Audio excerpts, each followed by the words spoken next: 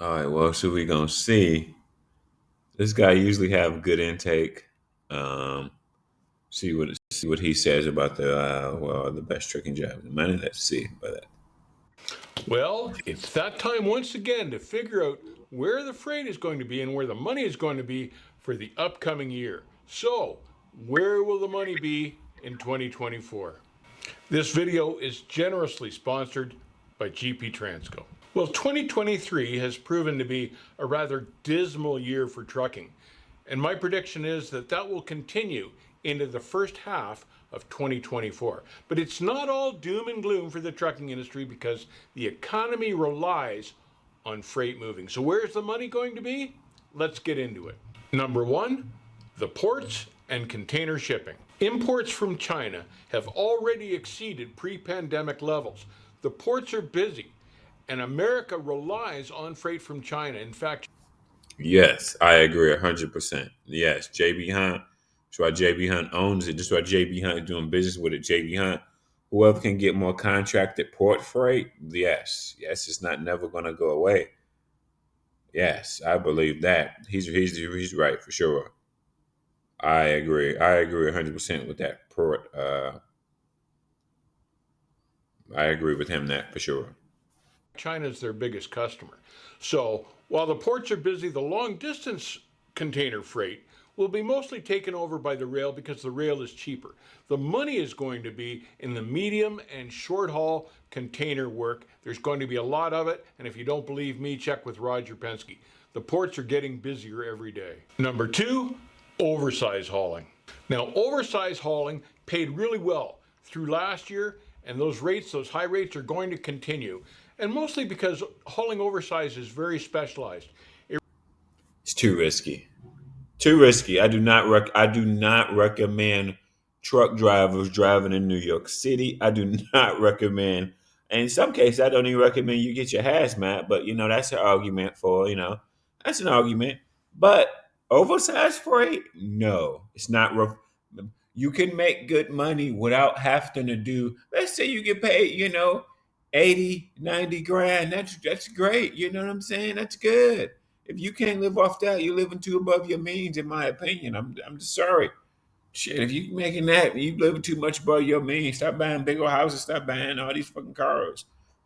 Many places in America, you can live off 80, 90 grand and be this. All right, you can be cool. Okay, oversized freight. They know they may pay $4, $5 a mile, whatever they paying, bro. It ain't worth it. It's not worth it. Like, remember, license tickets and license tickets. Accidents all reflect on your driving record, regardless of how much money you're getting paid. Won't nobody hire you? Your shit is almost done. Done. I'm sorry. Accidents and ticketing can ruin a driving career. So driving in New York, driving in renter decimate states where you need chains, no. Driving with chains, New York City, no. Oversized, definitely no. No. The risk is too high. I don't care if you've been driving 10 or 20 years. Bro, no, I don't recommend it. You guys can risk it all you want. You may make a couple bands a week, couple thousands a week. I don't know. It requires special equipment, it requires experienced drivers with nerves of steel. There is going to be money hauling oversized freight in 2024. Number three, hazmat hauling. There is always going to be work in the hazmat sector. All it really takes is an experienced, calm headed driver and the proper training. I did hazmat on and off for a number of years, and truly, I made very good money every time I hauled hazmat. That's an area that's going to pay really well through 2024.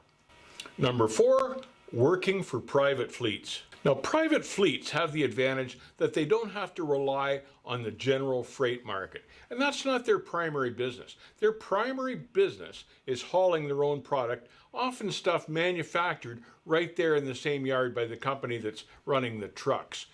They can't waste the time to be concerned about stuff like driver turnover. So they pay really well because they don't want their drivers to leave. Or you can look at a private fleet like Walmart that just hauls to its thousands of stores, its products to thousands of their stores or distribution centers. If the economy ever totally crashed, Walmart stores would be the last ones standing because they're that financially well grounded. Yes, yes. This is why. Well, hold on. It's hard to get into Walmart though. That's what he's missing out saying. Walmart is like getting us at FedEx or UPS. Well, UPS. They are very, very picky. If you can get inside Walmart or you get inside FedEx or UPS, you can get probably basically hired anywhere. Okay, they are very, very picky. So they're only going to hire the top 3% of drivers. Okay, in my opinion. FedEx and Walmart are like giving the government job. Of course you want that. Of course you want to do dedicated lanes versus doing damn OTR. Bitch, but yes. But he's not. And then hazmat, guys that got a criminal background, that may not, you can, or hazmat. Okay, you don't got your license. I mean, your hazmat thingy, whatever. Okay, but Walmart private fleet, I think so. Dollar, who else? I don't know to me that Dollar General, Walmart. Okay, I see. But Walmart, bro, they don't hire anybody. They have an extraneous orientation. It's people that go to Walmart orientation and they sent back home, bro.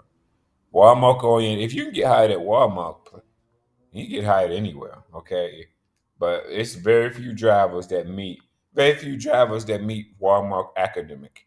What Walmart pays and its salary, hey, it's great. I can't complain at all. What Walmart does is good. If you get Walmart job, you can get hired at Walmart. FedEx, people just keep dreaming. That ain't for most drivers. I'm sorry. That them positions, Walmart not for most drivers. FedEx not for most drivers. They're not gonna hire you.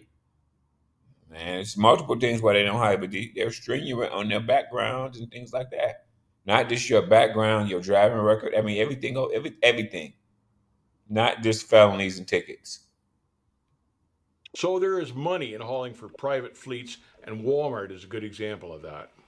Number five, blue chip carriers. Now, what I mean by blue chip carriers are carriers that are just good, rock solid carriers. They pay their drivers well, treat their drivers well, they have top notch equipment, they've been financially stable for years. And good, solid carriers have been the best place to hide in a trucking downturn or a financial downturn like the one we're seeing now, because they've got enough freight to keep their drivers going. They don't want to lose their drivers. They're concerned with turnover. They want to keep their best people, and generally the best drivers work for these carriers.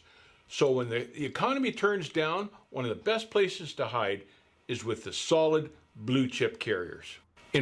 Damn, okay. Since he said that, I would say JB Hunt, Swift. Now, do not hate these mega carriers that have over 50 or 100 dedicated lanes. You have to work on a good lane. You can't, I mean, every lane is set up differently. Okay, I'll repeat myself. And then when you talk about Intermobile, like I said, JB Hunt owns Intermobile. They all over that crap. They ain't letting that crap go. They know that's money. That's money. I just talked to a driver the other day on a Facebook group. He said he was making 2 grand. If you're making 2 grand, man, you better stay there or keep there. Even if you got to work 6, 7 days, don't matter. So I don't care how much you work. You make 2 grand and be a company driver, you better go ahead. That's pretty damn good. I mean, they don't get no better than that. I'm sorry. And he's right.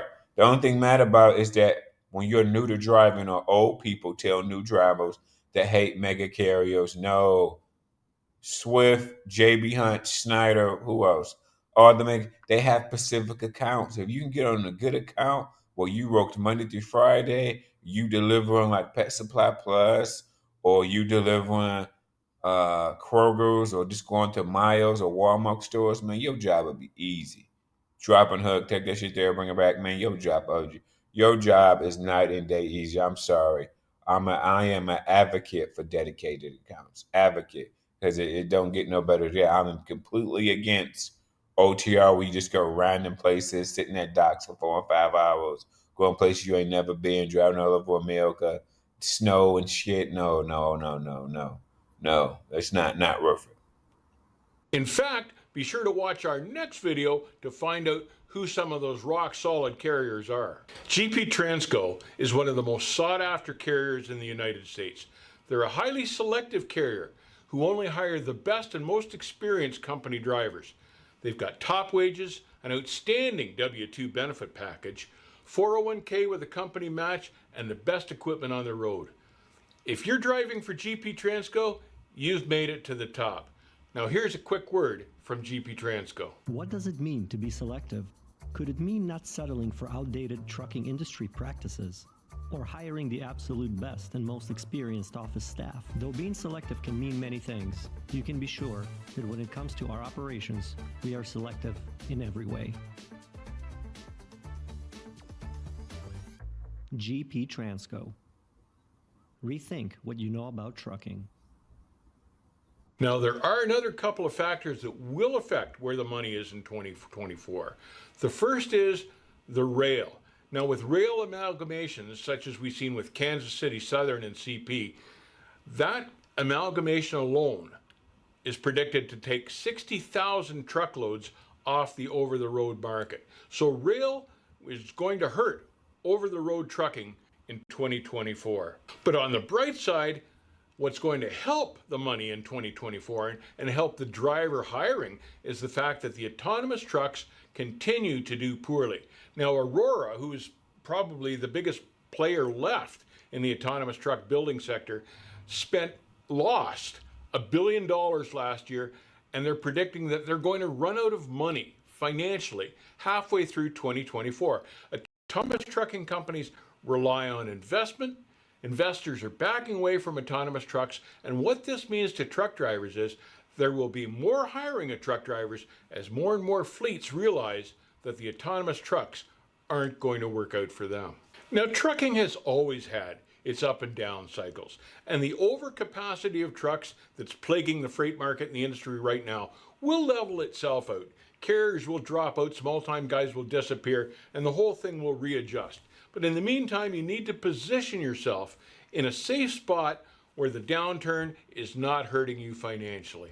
If you position yourself correctly, you'll be ready for the freight upswing in the second half of 2024. Now, before I go, I want to take a minute to thank all our viewers, our subscribers, the people that watch us and support us. Man, okay.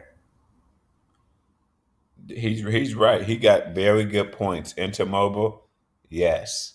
Carriers like they've got contracted freight. It's all about contracted freight, bro. So they can predict your money. Now has my okay overload? No, definitely not overload. Definitely not over. Intermobile, yes, yes. But this guy, I believe in him. I'm all about dedicated. I'm all about dedicated lanes. And when he said about Walmart will always be standing, yeah, big retailers that got a strong customer base. Dollar General too. Dollar General and people that work on Dollar General will always have a job, always have a freight. Walmart, whether you work directly or you work with a carrier through Walmart, okay. Target, whether you work through Target or a big retailer like Target, because people like Walmart and Target, for an example, they need stores deliver. Plus, they also need their vendor product brought in, so it's a double-edged sword. So if the stores slow down, they can easily have a couple of drivers start bringing product into the distribution centers from the stores. You know, product that's coming in is around the area. They can have you bring it in. So I mean, so that's flexible when it's these big carriers, these big retail stores, Dollar General, Target, everybody that got a strong net of pool of miles in some places, Publix in some places. They always these type of jobs will always have. Now, what you don't want to do, you don't want to do OTR. You just don't. OTR is just, I'm just not a fan of it. I'm not a fan of OTR. Long term, you don't know what you're walking into. It's a lot of variables. Sitting at every shipper got different policies and procedures. Sitting at docks for long hours. Going parts of America you haven't been before. It's just a higher risk of accidents, higher risk of everything. So no.